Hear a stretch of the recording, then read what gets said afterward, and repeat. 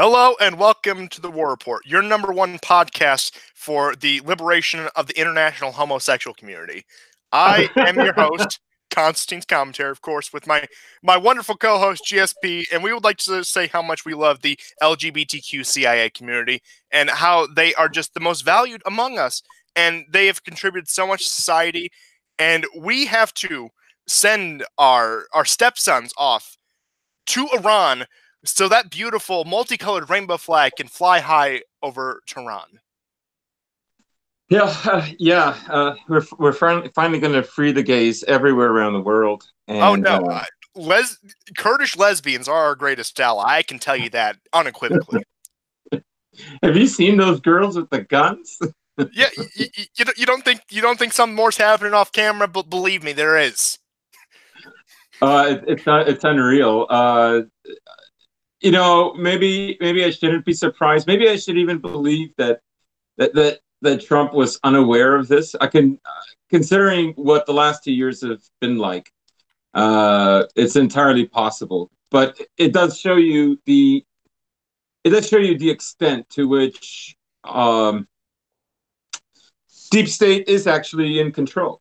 Oh yeah, absolutely. I'll get into that in a minute, but yeah, it shows that. Oh, this guy's hands are completely tied, and he's next to worthless at this point because he is so tied down. Yeah. So, for clarification, as you all probably know, on Tuesday from NBC News, they announced the Trump administration would begin putting pressure on countries to decriminalize homosexuality after Iran executed a gay man who they won't tell you this. He was a pedophile. Now, this will only target countries where homosexuality is illegal. They said they don't care about gay marriage or gay suppression, and at least for now they're targeting where it's still illegal or death penalty. But I bet countries like Hungary will receive more scrutiny than countries such as the United Arab Emirates. Yeah, and they have their reasons for it. I mean, this is sort of the ongoing saga of the West that. It seems every year, despite what we think the motives are, the actual motives or the mixed motives behind this, every year it becomes more of this sort of civilian, materialistic, sort of feminine-centered empire, right? Right. I mean, even the economy is adjusted for it. So I disagree with people saying, for instance, oh, but they're just doing that to pressure the Iranians. I don't think so. I think there's a reason why it's pushed within the West, and of course they're going to expand it now based on how much consensus they have within the West. That's when they will push outwards.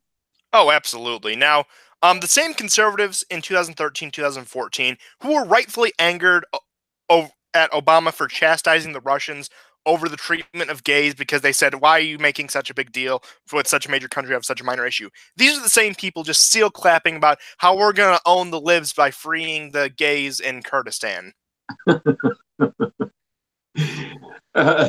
We can't have... We can't have allies that don't align with our values. Oh, absolutely. Bake the cake, Assad. Bake the cake. Bake the cake. Oh, that's beautiful. Now, look, for these past several months, like since I don't know, about like last March, April, we were only kidding about global homo, okay? We didn't actually want Trump to bomb Iran over gay marriage. But yeah, in all seriousness, we have been talking about this for over a year. I was bitching about family planning in Estonia, aka abortion. We're funding Estonian abortions. I was bitching about this last March. I saw this coming. How could you not have seen this coming? Yeah, what a disappointment. As if people have not had enough of this already. But it is the shibboleth of the West right now. If you don't agree with this, that is the first way that they can deduce whether you're going to cooperate with the West or not. Oh yeah, I mean definitely. Unless you're a rich oil state such as Saudi Arabia, then we don't care. No concerns here. There are exceptions. Yeah, some exceptions do apply. Now, This movement is no surprise, spearheaded by the wonderful U.S. ambassador to Germany, Richard Grenell, an open gay man, probably the highest ranking open gay man in the U.S. government. Now, according to Trump, he did not know of this program. Now, we have to consider two things. If he's lying, he approved this and put a major knife in our back in terms of, I don't care if you like support gay rights or whatever. Like, that's not even the question. It's about the interventionism. That's the point. But if he's being honest and he had no idea about this, he is completely compromised. Yeah, it's not good either way.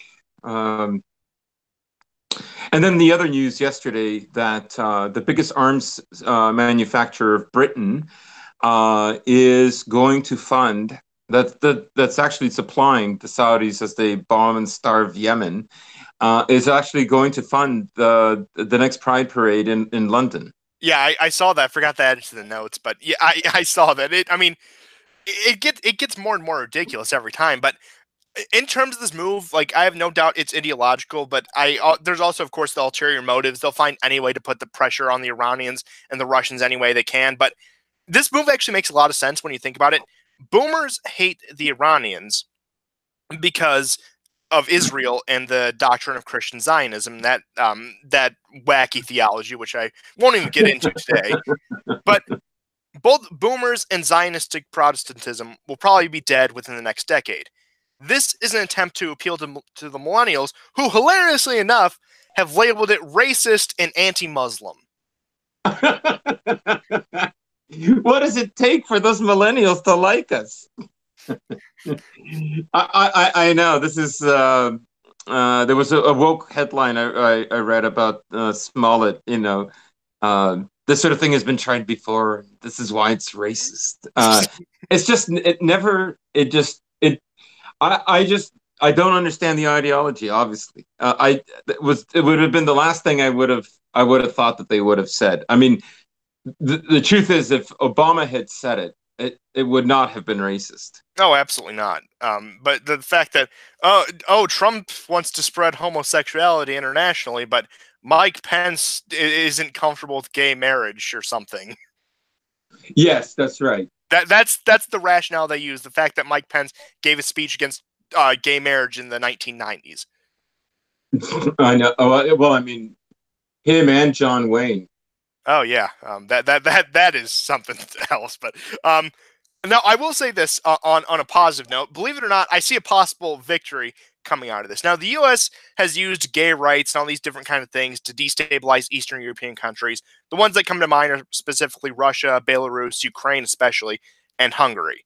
Now, it's always been a quiet, slow burn. You all of a sudden thought, oh, look, the U.S. is putting pressure there, and now all of a sudden they're celebrating their LGBTQ CIA community. And most people don't make the connection because they don't pay that much attention. But now that it is overt, it'll drive even more conservative European countries further away from the U.S. Maybe not necessarily towards the Russians, but again, countries like Poland, who historically aren't on the best terms with Russia, may see them as a lesser evil and say, I'd rather shake hands with Putin than Trump at this point. Look, I'd rather have T90s than child drag queens. Yeah, and that's not unthinkable. Despite what some people might say, I think Poland, of course, is going to look for support from Hungary and Slovakia. So I don't think if it comes to that, Poland is not going to do it on their own. Oh, absolutely not. Poland is going to look to try to build like some sort of Central European bloc. And again, that Central European bloc, as you were saying earlier, through Orban, could be moderated with both Russia and the U.S. to the point where we've been predicting this for a while. As the European Union crumbles, both as an organization and symbolically, it's not going to be every European country on its own. It's not going to be Russian domination of Europe. It's going to be several blocks of different European countries, as it has been historically. That's right. But yeah, I could see this move pissing off countries even as far as I don't know. You think maybe in Italy, and even though Greece's government doesn't reflect it, but possibly the Greeks, despite many jokes we could make about them and their sexuality, but and especially Turkey, which has been one that's really been walking back and forth right now. I doubt they're going to be too happy with this. So this seems like a really bad move for the U.S., but for the world order, it may come to have a net positive outcome. Yeah, I agree with you. You know, in the vein that you said that this might fire back and probably will fire back in Eastern Europe. Let's not forget that one of the mayors in Poland was stabbed to death by someone who didn't want to hear about gay rights. And that was just about a month ago or a few weeks ago. Yeah, Uh, I think we covered that. yeah, that's right. Now, I think this move coming from the Trump administration, you're right. On the one hand, it shows that he's obviously compromised or he's completely lying to us. But the left is going to perceive this as kind of catering, and it's not jiving with like no one is looking at this sincerely, whether on the left or the right. So, in that sense, this move by the administration so far um, seems doubtful. Yeah, I mean, People will hate it even more so. yeah, it's backfired in every way. It's actually kind of interesting, as we've talked about for several months now.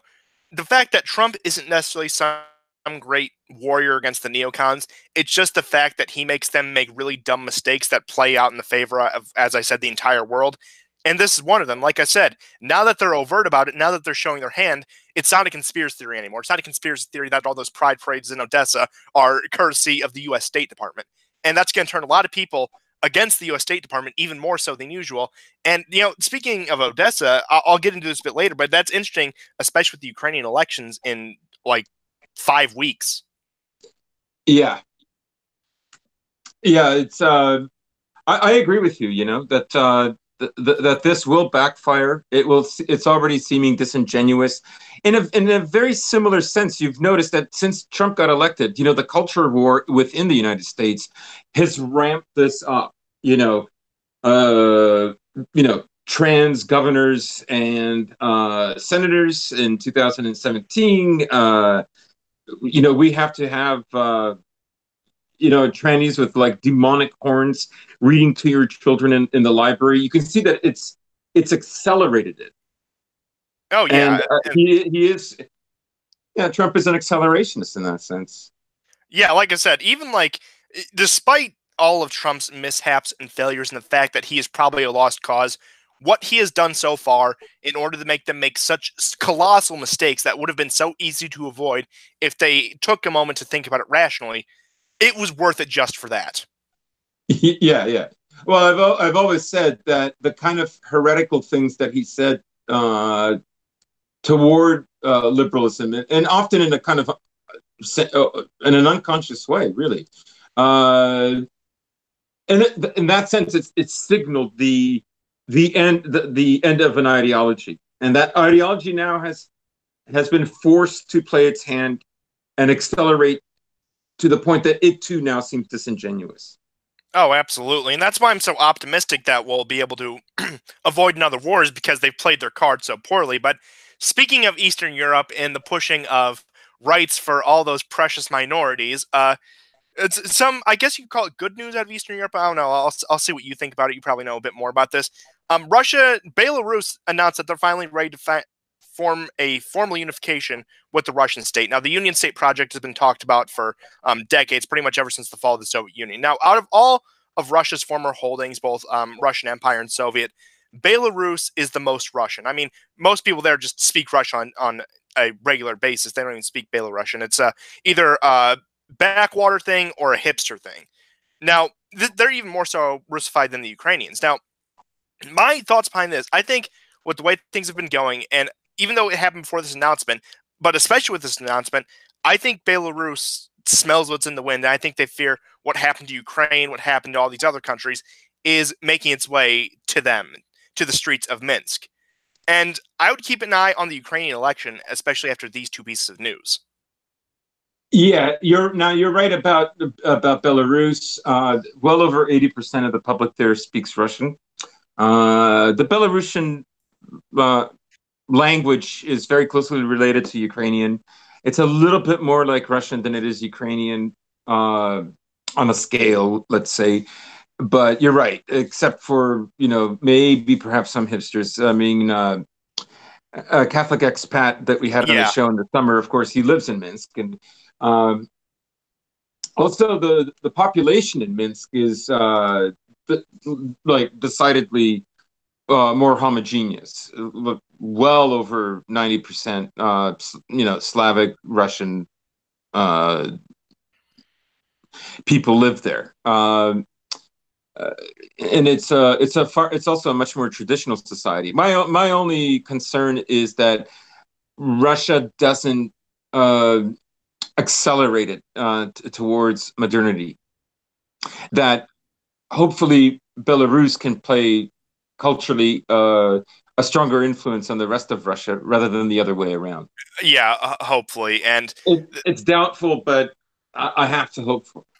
I mean, at the very least, it'll create like a pocket within Russia that that it may be like just like a zero sum game uh, where it pretty much just stays neutral, it's just part of Russia. And I mean, at the end of the day, its entire existence as an independent state, because I'm not sure if this will even go through. Something could fall through and they could just stay allies. But Belarus's entire existence is guaranteed by the Russians. But I think they are.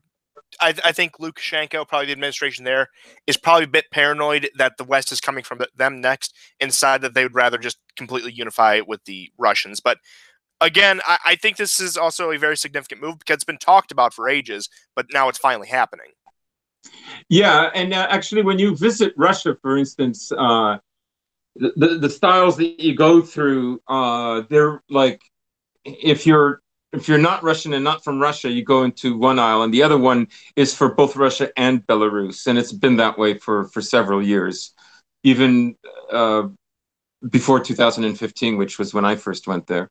So yeah, they're more integrated with Russia than say Ukraine was. Yeah, and as far as my understanding goes, like what you just said, like they pretty much have like an open border between each other. It's pretty much like just going into the same place in the same country. And it's not I don't think there's much like immigration control there, considering that's such a homogenous population.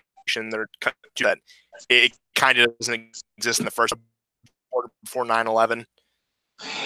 Yeah, that's true. Central Asian workers there, they're on 6 month work visas, so they can't move in there. Of course, unless they marry. But yes, so it's a more homogenous and traditional society. That's what I was thinking. And I've actually wanted to go there because they say it's like a screenshot in time of what the Soviet Union was. That seems interesting to take a look. Yeah. But for Eastern European news, let's move on to the great spat between the Israeli state and Poland. This one's going to be fun. Oh Now, boy, go there were ahead. the summits of several nations in Warsaw. Yeah, summit of several nations in Warsaw on how to best count. Now, this was spearheaded by Israel. You'll recall the Israeli Prime Minister's office tweeted about on how to best proceed with war with Iran, which they later deleted with countering Iran, which I think is kind of funny. It may have been on purpose. I don't countries pull these kind of weird things diplomatically all the time. Now, Netanyahu took the opportunity, of course, to accost Poland Holocaust. Now, keep in mind, Adolf Hitler 4 years at this point, and as I in my video, the devil liberal religion. I think you were breaking up there. I'll be right back. Just keep audience entertained for me. Okay. Yeah, I don't know if you guys saw the video of Pence welcome giving Trump's greetings in Poland, but it was met with absolute silence. There we go. Excellent.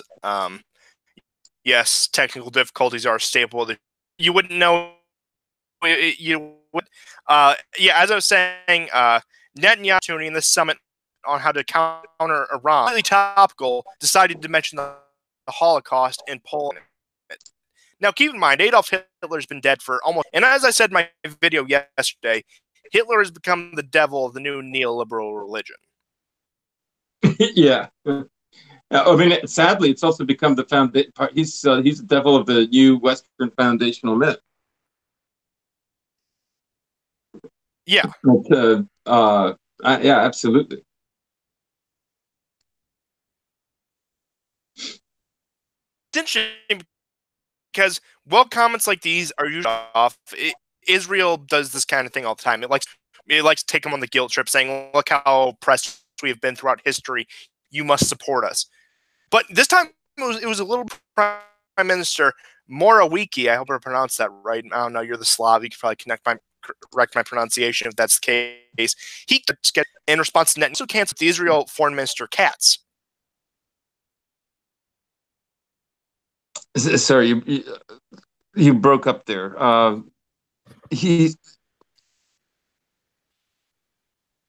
Hello? Hello? How am I now? Yeah, you're good now. Okay, but as I was saying, he pretty much canceled his trip to Israel and canceled a meeting he had scheduled with the Israeli foreign minister. That's right. That's right. It went very, very poorly. It's admirable how much Poland has stuck to their guns on this issue. You know that they're not interested in paying reparations or this was a country that was invaded by two different countries. They didn't have a lot of control, and it's amazing how much it's been forgotten. How many Poles hid Jewish children so that they wouldn't enter the death camps. It's extraordinary to me. And how many Poles were drafted into the Wehrmacht or any other branch of the German military? How many were executed for distance? How many were put in internment camps themselves? I think it wasn't like 3 million Polish died during the course of the war. Yes. Yeah, that's what I thought. But now the U.S. reaction actually took me by complete surprise. When Poland started laws stating that they weren't complicit in the Holocaust, and they enacted those last year in 2018, the U.S. was critical of them and called on the Polish government to repeal them. But what happened today is the U.S. ambassador called on Israel to apologize to Poland because they stepped out of line with their comments. Yeah, that shocked me. I wasn't expecting that. Yeah, I figured they would have stuck by Israel because what else would they have done? But beyond what seems like a minor diplomatic spat, this seems like something two countries would get into over pretty much any issue. I think this sends a message to the populist bloc of all countries. Because the populist bloc, keep in mind, they've always been very Zionistic. They've always been pro-Israel, to somewhat of my dismay. And Israel has sent a message not only to Poland, but to Hungary, to Italy, to Austria, to the Czech Republic, and several other nations that are like-minded, that Israel, they'll stand with you. Netanyahu will shake your hand and talk about how great border control is, but he'll backstab you whenever he feels like it. Yeah, well, I mean, they do have a reputation for being unreliable. Oh, ow. Spicy. Yeah, I mean, we all know there's just no relationship like the kind that there is between Israel and America. The kind of betrayal and that occurs.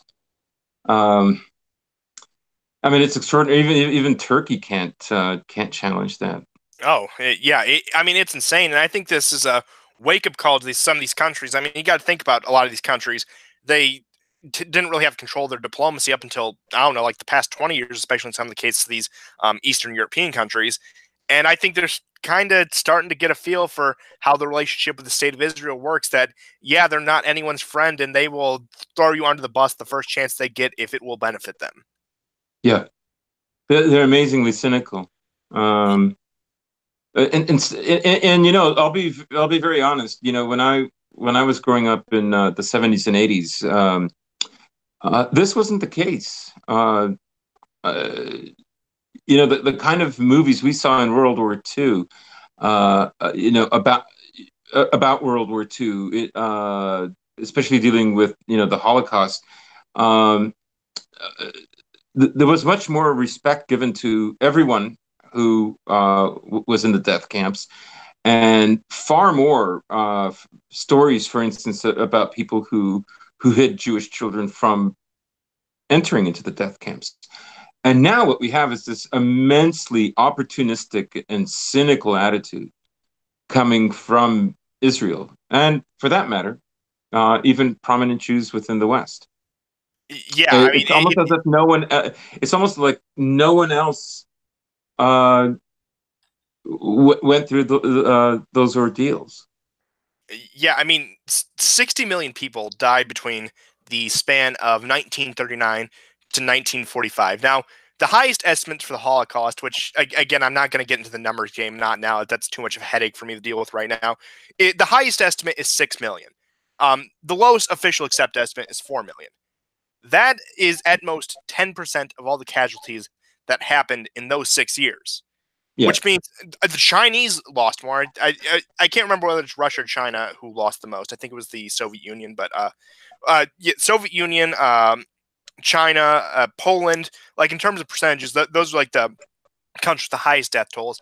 Other countries, of course, the Japanese lost a lot. Granted, the Japanese were also aggressors, but I mean, point being, human life is human life. But yeah, you pick any country on the map, and they've lost a significant percentage of their population in that war. And it isn't just the Jewish people. Again, like I said, at the highest estimate, were 10% of the casualties of that time. That's right. But on European news, I suppose we can move on to a story I didn't really expect to cover that much in depth, but apparently there's a lot more to it than I expected. The European Parliament elections, which are coming up in May. So, speaking of the populist bloc, the European parliamentary elections are coming up in late May. Now, polling has begun, and it looks good for the European right. By the way, a lot of this information, a lot of these graphs, I got them, came from two sources on Twitter. Europe Alex and Salim Sizu, both great follows, especially if you care more about like the European Union politics. A lot of charts, a lot of graphs, a lot of polling. So if you're interested in that, go check that out. Now, the main parties, there's about 8 of them. I'll be brief with it. There's the European United Left slash Nordic Green Left, which is the GUE NGL, which we'll just call the NGL for short. They're a marginally anti-establishment left wing from Scandinavia. Then you have the Greens European Free Alliance, which is the GEFA, which is made up of mostly separatist parties such as the Catalonians and the Scottish. The Progressive Alliance of Socialists and Democrats, the S&D, which they're like the more the pretty much a French-dominated party, dominated by the French left. The Liberal Centrists, which make up the Alliance of Liberal Democrats for Europe, which is the ALDE. The useless conservatives are the European People's Party, and they're the current ruling party of the European Union. The European Conservatives and Reformists, the ECR, which are the Polish party, pretty much they're anti-EU, but they like all the free stuff they get from the EU. You have the Europe Freedom and Democracy Party, which is what Farage was part of, more of the Brexit UKIP style thing, which depending on how Brexit goes, they may not be there for next election. And you have probably who I think is the best of the lot, the Europe of Nations and Freedom, which is the pro-Russia Eurosceptic party headed by the populist movements of Italy and France with figures like Salvini and Le Pen. Yeah. Now, yeah, go ahead. Go on. No, please. Oh, okay. According to current data, pro-EU parties are slated to lose 16 seats in Italy of their Italian delegation, 12 seats of the German delegation, and 7 seats of the French delegation. Now, the EU Commission President, Juncker, has also tempted Orban's Fidesz party to leave the center-right European People's Party, which is probably one of the biggest. It would be horrible for him if the Hungarians decided to join one of the more populist blocs, because the Hungarians, despite how great their internal policy is, on a European Union level, just the way the party is, kind of like how Trump was coming into the Republican Party, was more of an outsider coming into the Republican Party, which was very establishment right wing. Similar case to Orban, except Orban has really reined them in. That on the international level, they're still part of the establishment. Yeah. I didn't know if you wanted to get into it, but Italy, Salvini is pushing for first of all, a shuffle within the Italian central bank, but also for two new laws to be introduced where essentially the state, Italy, would control the fate of its gold reserves. Yeah, I heard a little bit about that. I didn't do too much reading into that. So if you know more, you can inform our wonderful audience. Yeah, well, I mean, I read this as again a push for independence. Salvini is essentially threatening them, and it comes on the heels of what's happening in Venezuela with the freeze of gold assets in London. So I think he's timed this very well, and uh, the chances of these laws going through eventually, I think, are pretty positive. Some people are speculating that the EU elections will see a windfall for the skeptic parties, and there's going to be a union of the Polish party. I think the what was it the Justice. The ECR, Yeah, European Conservatives and Reformists. that's right, and then there's the French version. So they're talking about creating a coalition. Yeah, like I said, the major things they disagree on are NATO, Russia, and free trade. Which, again, with how much they have in common, I think they could probably come to like a compromise on those issues. But um, the current composition, as I was saying, of the current European Parliament, the Commission, which is headed by Juncker, of course, the parties that form that are the European People's Party, the EPP, the S&D, and the ALDE. So pretty much the center right, center, and center left are running the European Union, which shouldn't surprise anyone. Now, Brexit is going to be a large factor. If it actually goes through in March before the elections, the EDF, like more the Farage style party, will crumble because it won't really have any reason to exist. It comes mostly from British seats. And their support will be, I mean, of course, there's more from outside the UK, but it was mainly a UK spearhead thing, but you get my point. But Yeah. their support outside the UK will be absorbed either into the ENF or ECR, which the ENF is the Italian French led front, and the ECR, as it says, is the Polish led front. Now, interesting, I saw this from Europe Alexa. I'll actually throw that link in the chat for those of you who care. ENF polls are highest in Italy at 32%, 23% in Austria, 21% in France, and 18% in Slovakia. Now, keep in mind, when you have elections with 7, 8 parties, being in the high teens and low 20s is pretty damn good. Oh yeah. I mean, this is one of the reasons why some of the old post World War II elites are so concerned right now.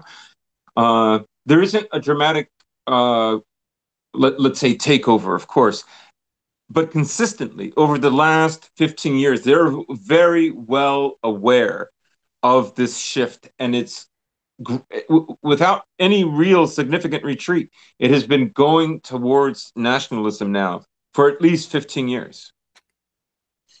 Oh, yeah, absolutely. And I know I hammered this home, but yeah, just my final point. The biggest hang up between the ENF and the ECR, like I said, it's Russia, NATO, and free trade. The Polish, they still like NATO. They're more skeptical towards the Russians, whereas the Italians and French, at least the populist side of those, are more skeptical. Like I said, I think they could probably overcome that, especially with the cooperation between all the countries involved in that. And they, again, their foreign policy would be a bit jumbled, but if they could take control of the European Union, which at this point is very possible, or at least become the main opposition, stifle anything that the Junckers and the Donald Tusks of the European Union would do, that would make it worth it. And it's interesting because even though I'm an American, I've always been critical of the whole pan-European project, the European cooperation. I always thought the competition between European nations have been one of its greatest strengths. But for the time being, if they can form a populist European Union, that would be a major improvement. And you could see a lot of good out of that. But again, despite all the black pills in America, it's nice to see that Europe, slowly but surely is pulling itself out of this pit of hell. I mean, I don't know what else you could call it. Yeah, I think they feel emboldened, and I would hope that as time goes on, I think 2019 is going to be very pivotal. That Russia, in one way or another, extends itself to assure Poland. Now, you can see why America would be very invested to have these NATO drills going on in the Baltics and in Poland constantly. It's to prevent that from happening. It is a complete sign of desperation. It like again, it may be a show of force, but like what the world sees is they are scared shitless. Right. So I think this is also why they have such a difficult time with Merkel. That on a symbolic level, I mean, of course, practically, we know that Germany buying its gas from Russia shuts out America. It shuts out a certain amount of influence. It creates a kind of codependency with Russia. That's understood. But symbolically, what that also seems to say is that Russia isn't somebody to fear. And it's not equivalent to say that, well, historically Germany has always done that. The Germany that we have today is a Germany that's never existed before. So, in terms of the kind of power it could even possibly exert. So, I would hope that Russia finds a way to assuage Poland's concerns. I think this is where we're going to see Orban play a bigger role. I think they realize the Visegrad group plus Austria and Austria and Italy could really create a bloc. And all they need to do is to be reassured, because it's in Russia's best interest, of course, for the EU to break up anyways. Yeah, I mean, I think it's in everyone's best interest unless you're a neoliberal or have certain investments. But yeah, it is completely in Russia's best interest to see this dissolve into a million pieces, if you will. Yeah. Well, yeah, and I think Putin is actually smart enough to. I think he realizes that. So I look for that for that development in as this year goes on. Yeah, and why else do you think Putin has been so measured? I mean, like, you look at 2013, 2014, when things looked very bad for Russia, how he was very decisive on the Crimea issue and eastern Ukraine and in Syria, because he was feeling cornered, and Russia was cornered at the time. But then he exerted a little force, got himself a little breathing room, and pretty much with the course of the West, which, if you believe certain people, it's all the fault of Russian hackers, but things have just played into Russia's hand because the West is devouring itself. Yeah, exactly. There's literally nothing he really needs to do. Yeah, aside from firing off some missiles to make Russia besides pretty much power projection, Russia just needs to sit back and relax. Yeah, yeah, we've discussed this before too. That is the winning strategy. There's nothing that needs to be done. Yeah, the West is really facing right now an ideological crisis and an identity crisis. So these are big factors, and there's nothing for Russia that means a bloc that it doesn't have to fear sort of over influencing its sphere of interests and influence. Oh yeah, I definitely agree, and again, it's amazing how just by existing, Russia has been so successful. The fact that historically, any other time they would have had like, oh, we have to go to another war in the Balkans. I hope a million of you are ready to die to secure us a little bit of breathing room. But nowadays, the West has become so dysfunctional. It's just sitting back and waiting, and I can say that a million times over, and it's true every time. But I did want to move on with speaking of the West destroying itself to some recent developments around the Yellow Vests. Things may not be looking too good for them, but I still have a bit of hope. But we'll get into it. So the Yellow Vests are at threat of being derailed because of some anti-Semitic vandalism during their demonstration on Saturday. Now, this is totally not contrived in any way. Like no agent provocateur did anything like this. No, I mean, they weren't specifically targeting this Jewish site. They weren't just destroying a lot of things because that's what rioters do. No, they did a completely anti-Semitic attack, and the Yellow Vests has to be stopped because of it. Yeah. I mean, it like, I'm sorry, but the two things that matter the most to the West are like gays and Jewish people. Like that's the obsession. Um, and people see that they're not that in fact they've gained a kind of higher status. Yeah, I mean, there is more outrage about anti-Semitic vandalism in France than in 2015 when a priest was beheaded by a returning ISIS fighter. Right. Yes. At least by the elites, that is. Right. Um, I mean, that's one of the sad things about the direction the West has been on for the last 200 years is, the rise of what we would say capitalism, the middle class. It's dethroned all the other categories like priest and warrior, and so there's no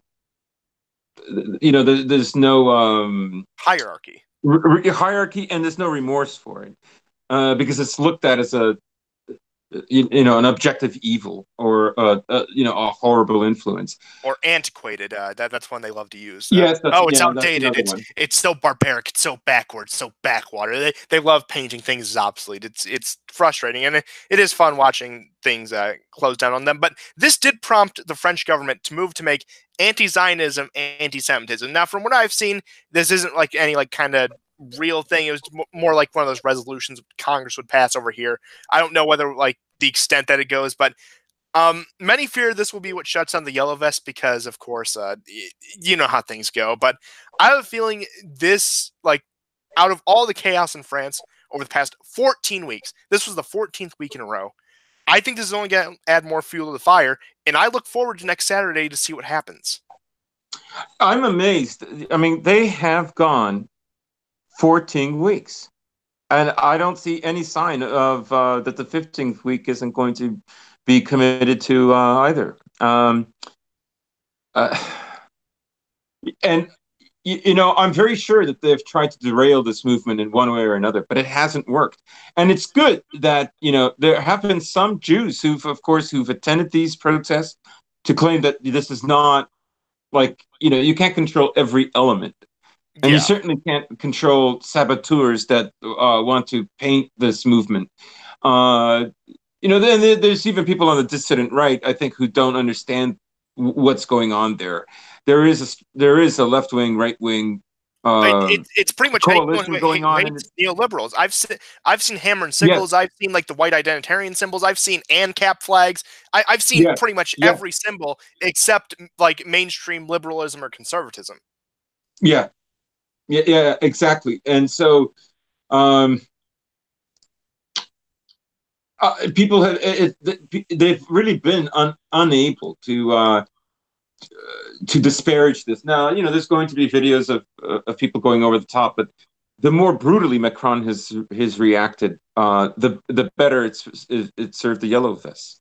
And so far, we've had 10 dead. Um, this is violent. This is a very serious protest. I realize that it doesn't have what we would call a direction. It doesn't have a leader. I think that in the end will bite it in the ass.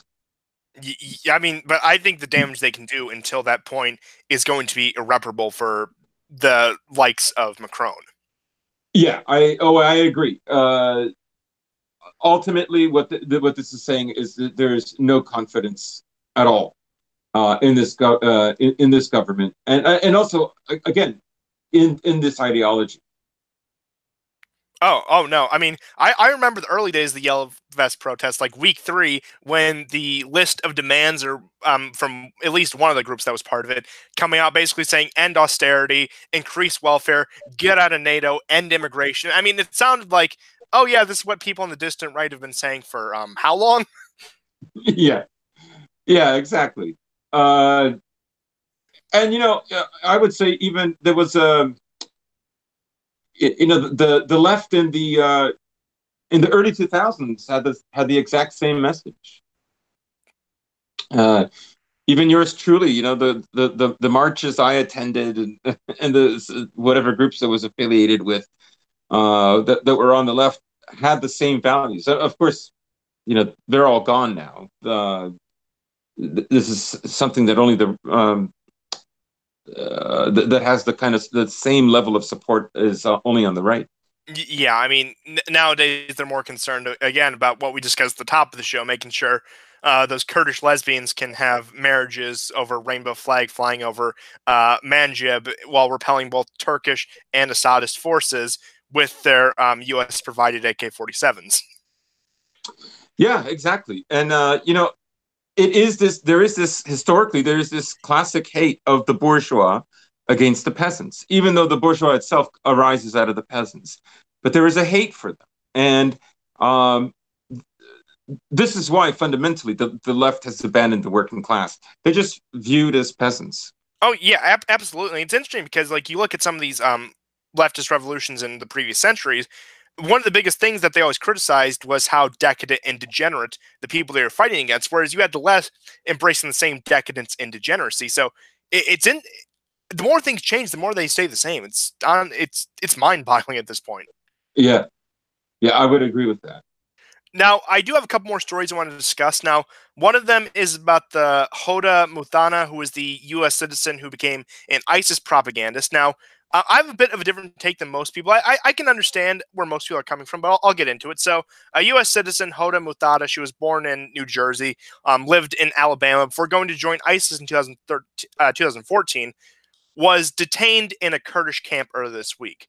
Now, yesterday, Trump tweeted, I have instructed Secretary of State Mike Pompeo, and he fully agrees not to allow Hoda Muthana back into the country. Now, this effectively strips her of citizenship. Now, I don't have a problem with that in theory. Again, I think when you become a foreign combatant, you pretty much sacrifice your citizenship. But I will say this from a more pragmatic standpoint. We have a known traitor to this country and a known terrorist in the custody of a group incompetent as the Kurdish forces. It seems irresponsible to let them deliver justice. I think she should be brought back to this country or extradited to another sane country to face justice rather than leaving her in the hands of the Kurds of all people. They're not known for being able to have the best prisoner management or pretty much anything. That's an excellent point. And I maybe it's just me, but I haven't heard anybody make that point. And it is such a great point. Yeah, I mean, the people on the right, like, I can understand. Like, when I first saw that, I was like, oh, good, she deserves it. But then I actually looked into it, was like, held in custody by Kurdish forces. There's no way she's not going to be in Europe within 5 months. Yeah, but what to do with her? And Britain has also washed their hands of the British compatriot of the same woman with in a very similar circumstance. Yeah. I mean, you could also look at it this way, that a lot of these groups were goaded on indirectly. They've had support from the U.S. for many, many years. I mean, it's amazing the absolute low IQ that these people don't realize. These are essentially feds or international feds, if you will, in the same way. I think patsies is a better term because, again, they're more so duped into it rather than like infiltrating anything. Yeah, but I mean, for me, it's very similar to the KKK. Like, yeah, it's infested with like governments, government agents. Like, why would you? I just find it extraordinary. Yeah, we're going to stand against Western decadence by joining a group supported by Saudi Arabia and Israel. Yeah, like, don't these guys see a problem? Yeah, and you know what? I think with the American justice system, frankly, I believe in the death penalty under very limited circumstances. Two of those are treason and terrorism, which she fits the bill for both. But I don't think the modern U.S. justice system would deliver on that just because of how far things have fallen. But again, I know this is a pipe dream, but I wouldn't mind extraditing her to Russia or extraditing her to the Assad government, but leaving her in the custody of the Kurdish forces, there's no way that woman is going to be there within the next few months. And she's going to go be getting welfare in, I don't know, Germany and within by the summer. And she'll be gone. She'll be off the radar. And then we'll be surprised when she's tied to the next truck of peace. Right. And,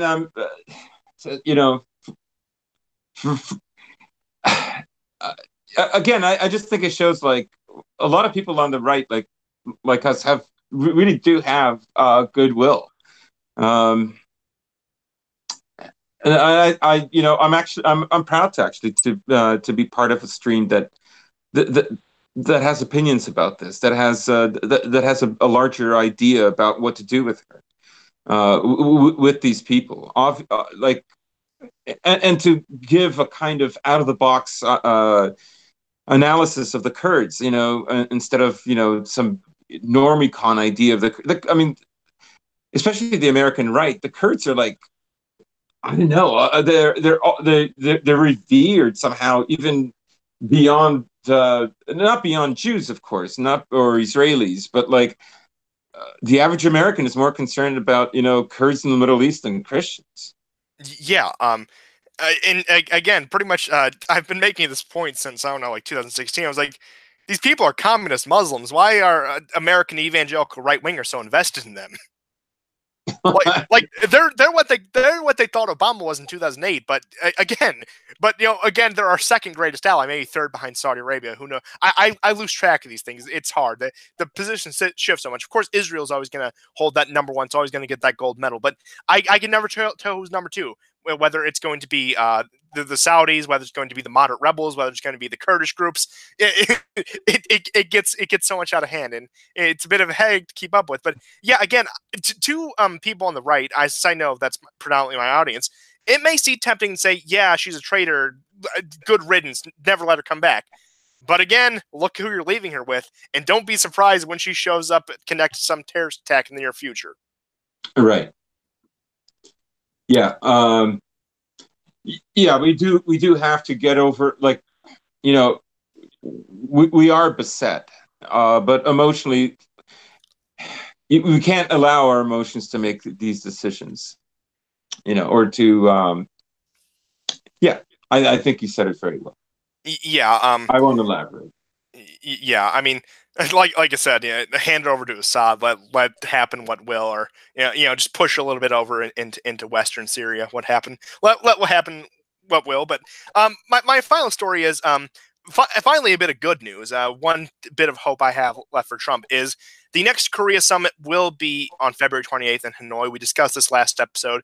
But denuclearization, of course, is set to be the main focus, and there has not been a missile test in 15 months. So that end has been going well.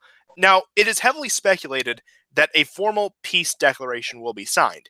I don't know if there will be one. I'd say it's pretty much up in the air, considering the fact I think Korea or Asia in general is one of the few areas Trump has complete control over. It's one of the few areas he's actually allowed to be president. And again, that's played out great for our benefit, for the benefit of the region. But I don't know whether there'll be a formal peace declaration, and denuclearization, like we've discussed this several times before. We don't care if they have nukes so long as they're not pointing towards us. And after with the recent, defusing of tensions, I'm not saying there's not any pointing towards Washington, but there's probably a whole hell of a lot less pointing towards Washington. Yeah, very good point. I mean, again, it is a story that's been basically ignored, but I think it's a story that 10 years down the road is going to have tremendous impact on the world. The reunification of the Koreas is not going to be some small thing. Oh, absolutely not. It is one of those things that's happening in the background. 10 years from now, I think we'll be able to appreciate what's going on. But 15 months without a test is significant, and yeah, I mean that is some positive news at the end. And just on to elaborate on that, like I expect the Hanoi summit to go similar to what it was in Singapore, where you have, of course, Trump, Moon, Kim, and Xi all there. They're the main folks of it. They're doing the meetings. I expect, of course, there to be delegations from several other nations. But I do think Vietnam is a weird choice. I know, don't get too hung up like on the technicalities, but Singapore made sense. It's a small nation, pretty much neutral. I mean, more so pretty much just a British colony in function. But you have Vietnam, decidedly, at least more so up until recently, pro-China, communist in name nation, where we're holding the summit. I'm not saying it's unbiased ground, but it does seem odd. It could be a gesture of goodwill saying, like, look, we're sitting down in a country of like-minded with you to negotiate these issues. We're not going to a neutral country. We're not going to a Western country such as Japan or South Korea. We're doing it on what I guess you could say is your turf. and we're ceding some ground to you as a sign of respect. That's my thoughts on the Hanoi positioning. But granted, like I don't care if this happens in I don't know in someplace in Africa, so long as the summit happens. And again, I think it's a less than a year between the two, which is good, which may lead to more frequent meetings as we've seen between Moon and Kim. And again, like I said, Asia is one of the few areas Trump has managed to wrestle control of his policy, both domestic and foreign, and is able to get done what he said. He said he wanted to make a deal with China. Look, I disagree with some of the principles. I think we should be going harder on China, but he's sitting down and making a deal with China that's successful. He wants to deal with the Korea issue. He's sitting down with Kim Jong-un for a second time. He wants to play trade games with Japan. He's playing trade games with Japan. He wants less troops out of South Korea, barring some interference from Congress. He's getting less military equipment in South Korea, and he's getting the South Koreans to foot more bills. He's also stopping military drills in South Korea. So it's probably Asia is probably one of the biggest white pills when it comes to Trump's presidency. Yeah, I mean, it certainly is a better direction than the trade deals that we were going to get with Hillary. I mean, worlds different. Yeah, and I know, like, I smashed Trump's State of the Union. I know I wasn't the biggest fan of it, but I really did like it when he was talking about his foreign policy, like, if I were not president, we'd be at war with North Korea right now. Because I do believe Hillary Clinton probably would have either kicked the can down the road like Obama, or she would have gone with the full hawkish route, which is more like with Hillary, and launched a preemptive strike on the Koreans whenever they did a minor missile test. Yeah, there is that statistic that in the West, anyways, during the reign of women, most countries in the West have been at war more often. So, yeah. I agree with you. At least in those days, those wars meant something. But under Hillary Clinton, it would just be for just honestly demonic reasons. But again, I feel very optimistic about Asia. Like I said, I've been very blackpilling both on domestic and foreign policy lately. But if America is going down, whether that's balkanization politically, balkanization culturally, or like, again, because I don't see our international presence being able to last just because of all the different circumstances around the world and domestically.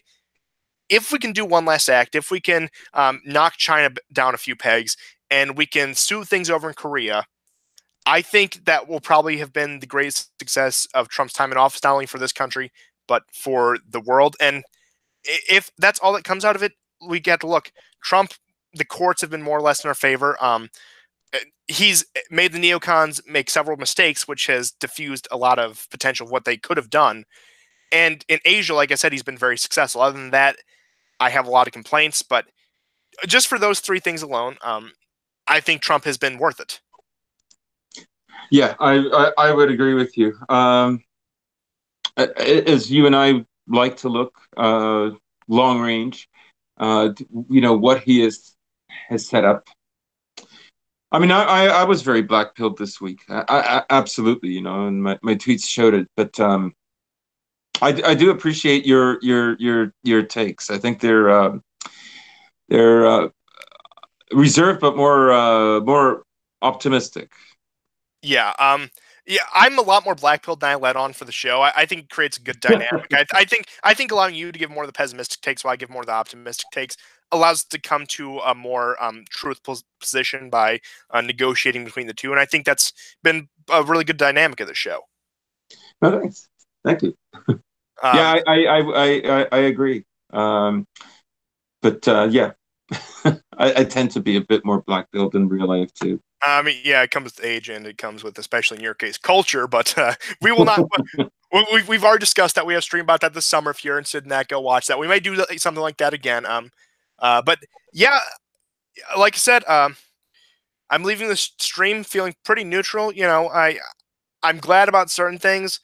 I was very black-pilled last week, but that's kind of faded away. I realized that there's no point in getting worked up about it, and what's going to happen is going to happen, and just make a contingency plan to either get out of here or build a bunker.